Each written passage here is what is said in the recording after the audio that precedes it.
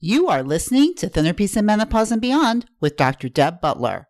This is episode number 262.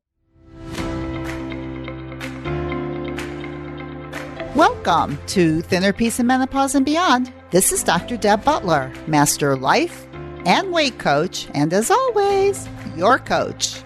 If you're a woman and you're smart and you're successful and you've been struggling with weight your whole life, and now menopause is making it harder than ever, and you are ready to make this the last time you ever have to go on a diet again, then this podcast is for you.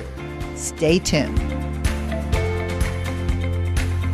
Hello, all my dear friends. You know, I always start out like that because I really do think of all of you as my dear friends.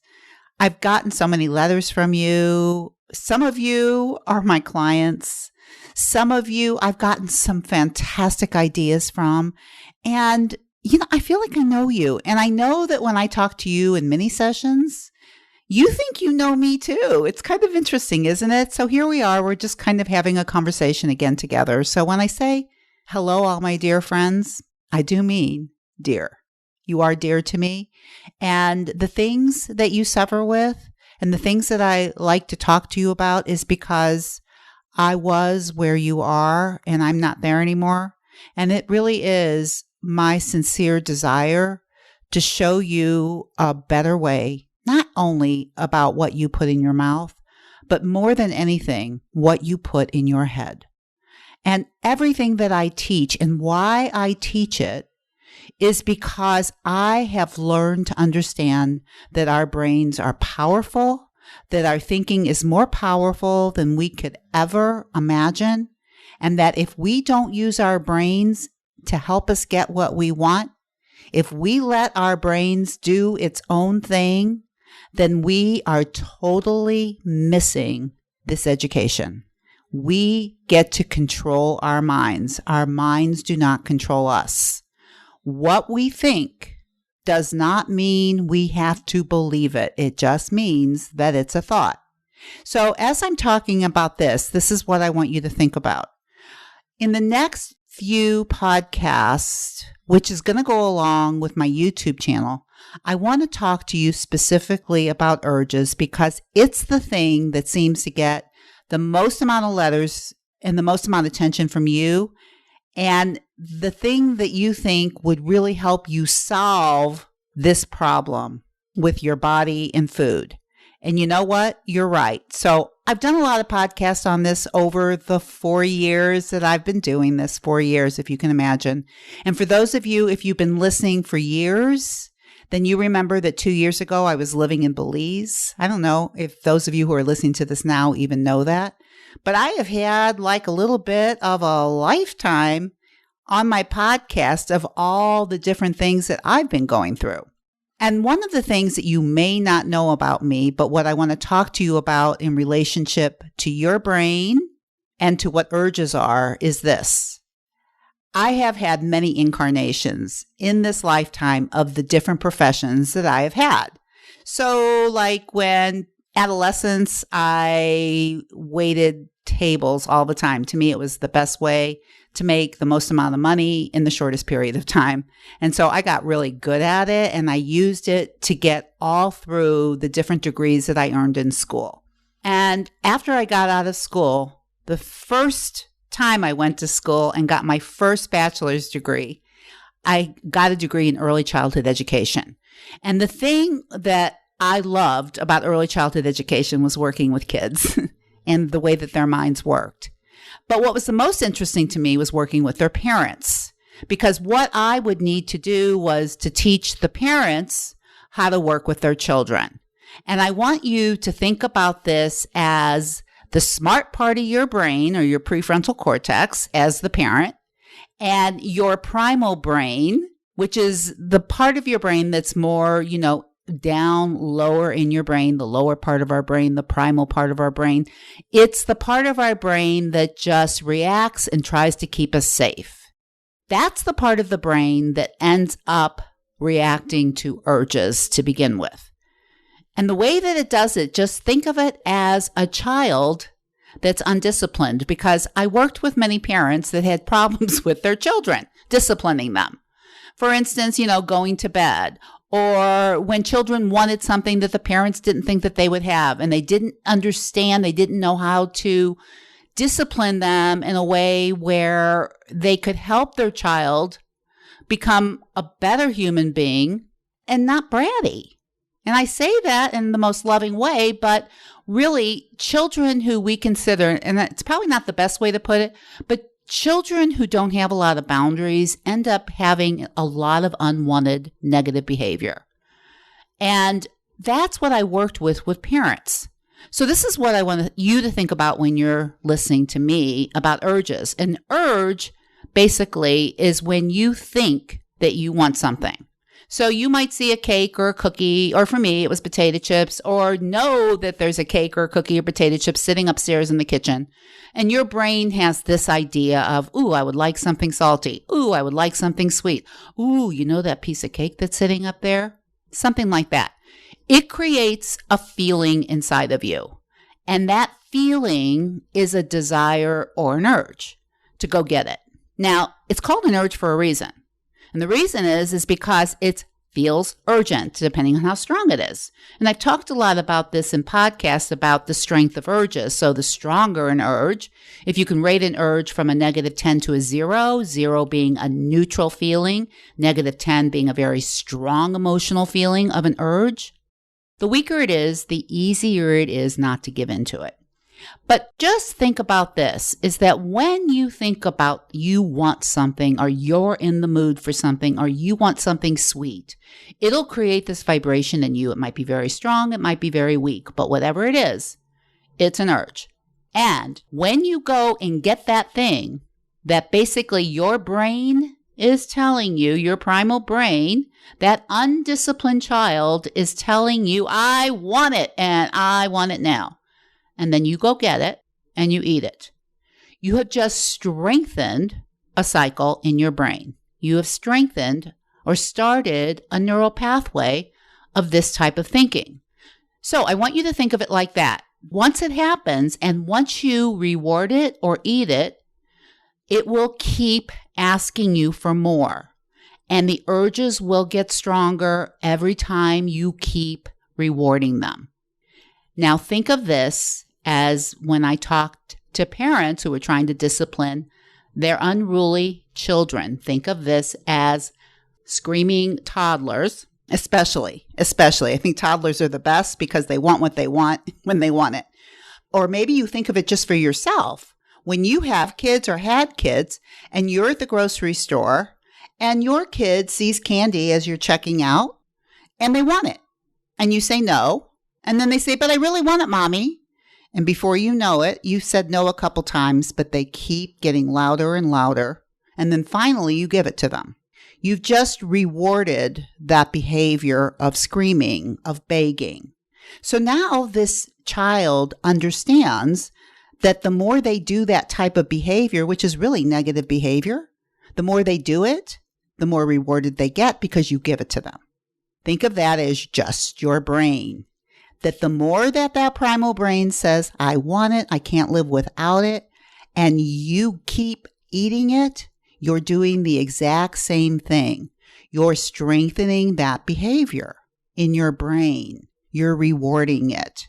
And there's other things from a biochemistry point of view that happens in the brain when you eat these foods, but just from an early childhood way of looking at it, can you imagine that your unruly brain and a screaming toddler are basically metaphors for the same thing? That if you want this child of yours, when you go to the grocery store, to act in a different way, like for instance, go buy the candy without screaming, you've got to stop giving them the candy. And in order to stop giving them the candy, you're going to have to listen to more screaming.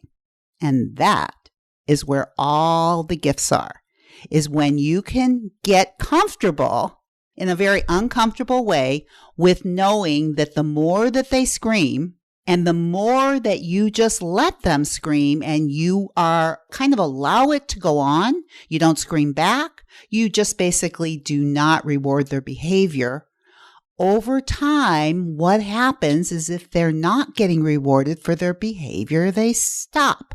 It's called extinguishing the behavior. Now, we know in early childhood, this works all the time. If you don't like a child's behavior, stop giving them a lot of attention for it. Stop giving them what they're screaming for when you know it's not going to help them. Like my grandkids, sometimes they see candy in the morning. It might be sitting somewhere and they like it. And they look at me and they call me Mimi and they say, Mimi, can I have some candy? And you know what? I'm not giving them candy in the morning. I already know that. And so I say, no, I'm sorry, but we don't eat candy in the morning. Now, they're pretty good with me because they know no means no. But let's just imagine that I say no, and then they just have this fantastic idea that maybe if I just get a little louder, ask a little bit more, maybe I'll get her attention. So can you imagine? That's what some children do with their parents or their grandparents is they realize that the more they do that stuff, they get rewarded. So the more they do it, and we end up with undisciplined children, right? They're not happy. Undisciplined children are not happy children.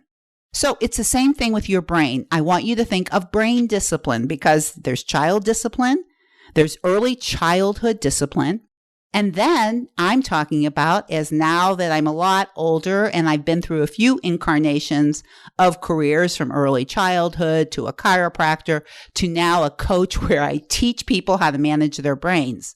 Now what I'm saying from all my experience, I'm telling you that part of your brain is like an unmanaged screaming toddler.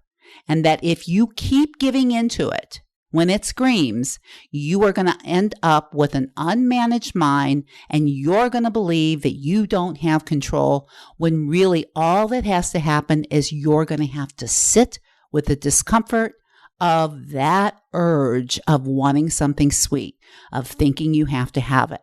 And when that idea comes up, that thought that creates that urge, when you give into it, I promise you, it will continue to get stronger.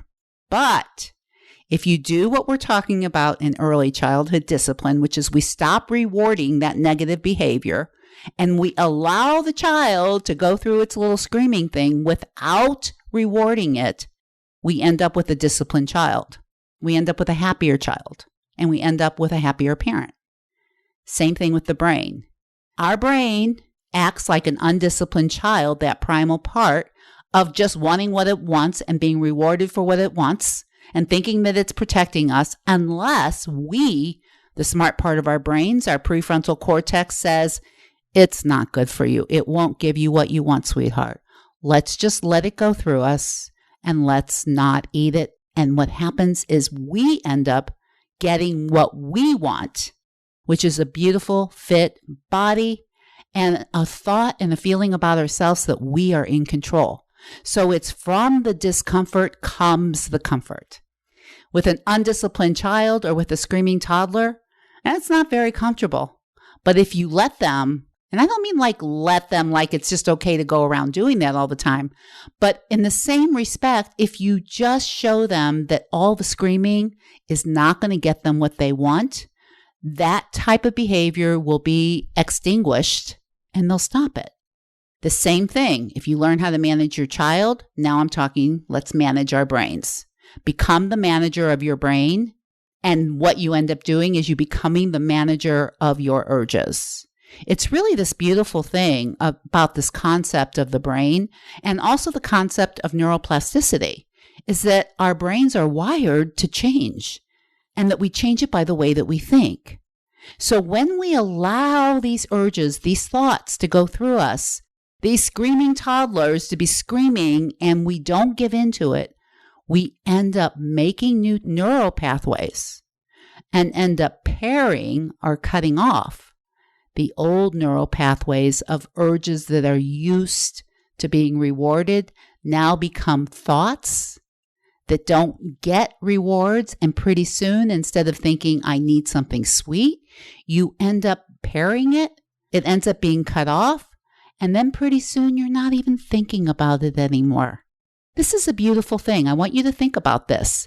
And, I'm talking about this on my YouTube video too, because it's all about urges for the next few podcasts and for the next few videos. So if you'd like to go see me on YouTube talking about this, about what does an undisciplined child and an undisciplined mind have in common, go see it at Dr. Deb Butler on YouTube.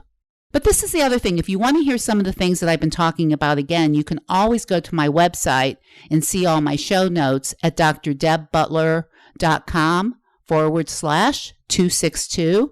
And you can read everything that I'm talking about. And of course, all of the things that I'm talking about in my podcast, if you're new to my podcast or if you've only been listening for a few times, I have a podcast companion book that gives you lots of exercises and lots of information about the things that I talk about in my podcast. And you can get that by going to drdebbutler.com/change. So I know it's hard for you to remember all the things that I'm talking about right now, but it's all in my show notes. So for this week, as I'm talking about urges, I want you to think about that little brain of yours. And I want you to think about that you become the manager of your brain, because you are. Everything I always talk about in every single podcast, every client that I ever work with, in the end, it all comes down to this. What are you thinking? How do you want to manage it? And when I say you, how do you want to manage it? We have two different parts of our brains that are working.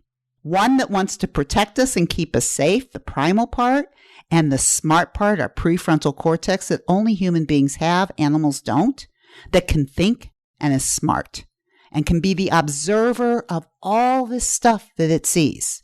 That's what I want to teach you. I want to teach you how to learn how to use it, and I want to teach you how to manage it.